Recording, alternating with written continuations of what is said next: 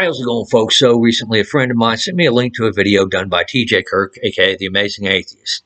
In this video, TJ made a very authoritarian proposal, aka the Fact Check Administration. My friend's a bit surprised and shocked that TJ would make such an authoritarian statement.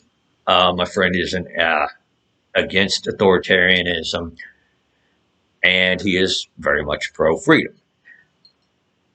Unfortunately, I mean, there are certain things, certain common enemies my friend and TJ have had in the past.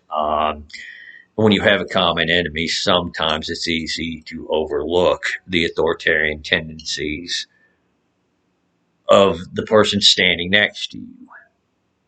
It happens sometimes on the right as well. Another reason why just being left versus right, it's not a good indicator of freedom. You can have some really authoritarian right-leaning people, really authoritarian leftist. You have some really libertarian right-leaning people, really libertarian leftist. Now, I'm not surprised by this behavior from TJ specifically because I've seen, I don't always share the exact same ideological enemies as TJ does. In fact, TJ has come out and opposed some of the freedoms that I'm in favor of. So this is why it's probably a little bit more easier for me to see his more authoritarian tendencies. Prime example, I've responded to him in videos before, but it's on the Second Amendment. TJ had his way, I wouldn't even legally be allowed to have this, even though we've already violated the Second Amendment. And the fact of the matter is, this should be a P416, not a P415. But needless to say, if TJ had his way, I would not have that rifle.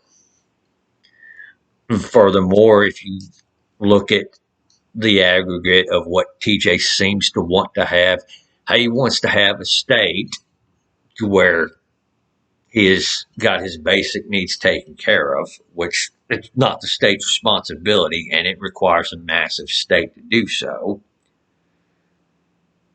He just wants, on the freedom end, he wants the state to allow him to do the things that he approves of, and the things he doesn't approve of, well, those can be damned as far as he's concerned. So that appears to be what his views are in a nutshell. I'm trying to make this as politically neutral as possible, obviously, because you have obviously people more on the right that have their idea of what a state should be, and some of those ideas go beyond the scope of what a state should be. Some of those ideas are also in violation of the Constitution, and some of those ideas stomp on the freedoms of others as well. So, yeah, TJ does not appear to be a man of freedom. I've seen certain things he's done that's dishonest in the past. I've seen certain things he said that are really hypocritical. And this is in the past.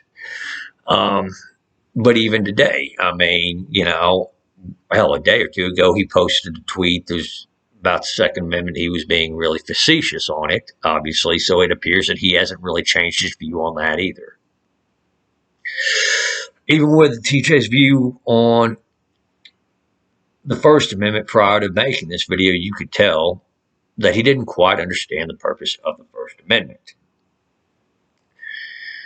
Yes, pornography, movies, video games, they are protected by the First Amendment.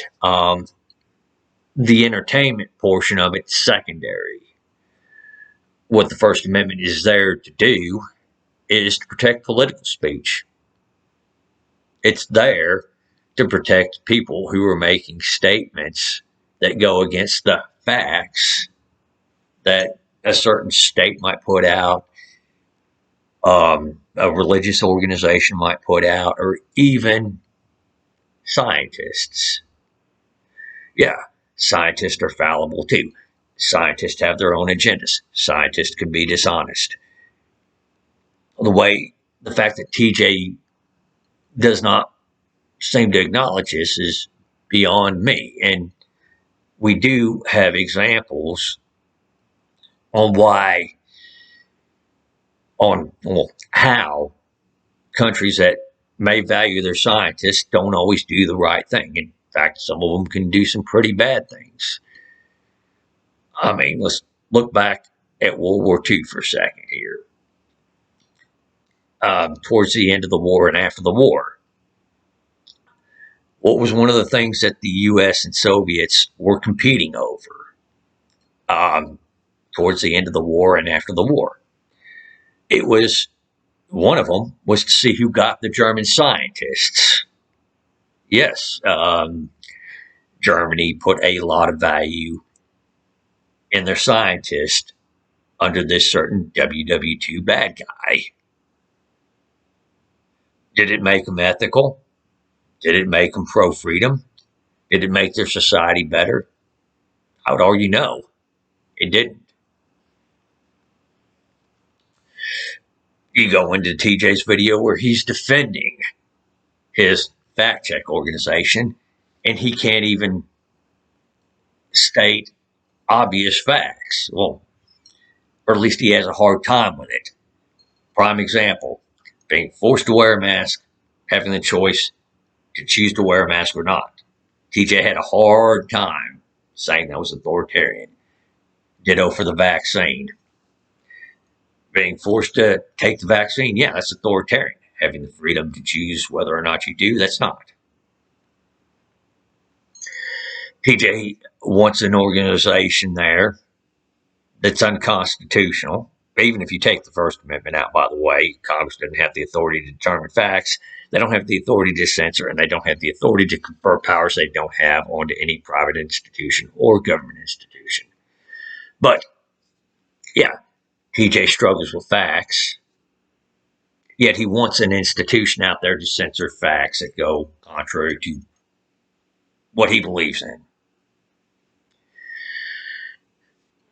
So not only is he authoritarian, not only does he have trouble with the truth, but he's also a hypocrite. I mean, this goes even into the health thing, too. Do you think TJ really cares about his health while he's doing all these drugs, drinking to excess, stuffing his face with junk food, not exercising? Doesn't appear to me. So why on earth should I be forced to wear a mask, for his health all of a sudden? He didn't care about his health before. Again, and again, as I say, I smoke. I haven't drank in a while. I put a stop to that, so I haven't drunk anything in a few months, just so you know. But yeah, I smoke. I know those aren't good for my health. I'm not pretending they're not. Just the same with the facts on authoritarian versus non-authoritarian. I do understand that there are certain things that fall more on the authoritarian side I support. Borders is a prime example. I know that, that is, to a degree, statist, more authoritarian. But there is a purpose for those borders. It tells you where the jurisdiction of one government begins and the other government ends. Furthermore, it tells you where you can vote and where you can't vote. And there's a reason why you need to have permission to go from one border to the next. Hey, you voted in this country to put certain people in or for certain policies. Well, you know what? You probably need to stay there to suffer the consequences of those or reap the rewards. I mean, if you're reaping the rewards of there, you're probably not going across the border, but at the same time, you vote for somebody who's bad or you vote for some bad policies. Should you really be allowed to go and, to escape those policies, to go and vote for those policies again in another country? I don't think you should. I know that's an authoritarian thing that I advocate for. But, I believe my reasons for that to be correct. So I'm going to wrap this up here. Y'all take it easy out there. If you've watched this long, have a great day.